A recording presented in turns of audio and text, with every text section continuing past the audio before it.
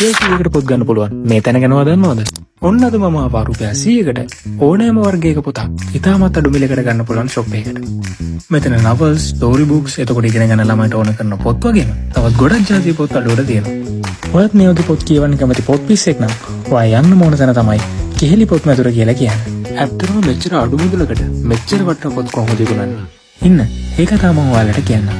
මීට මාස කීපයකට පෙර ඇති වුණු දරුණු ගමතුරු තත්ත්වය ගැන ඔයාලා දන්නවනේ. ඒ කාලේදී හානියට පත් වුණු පොත් විසික් කරන වෙනුවට නැවත ඒවා පරිශීලනය කරන්න පුළුවන් ආකාරයට තමයි මේ පොත් ඔයාලට මේ වගේ අඩු මුදලකට ඔයාලගේ අතට හම්බෙන්නේ. ඉතින් මේ පොත් වලට අමතරව අලුතින් නිකුත් කරන ලද ඕනෑම වර්ගයේ පොතක් ඔයාලට මෙතනට ගෙන්නට දී ගන්න පුළුවන්.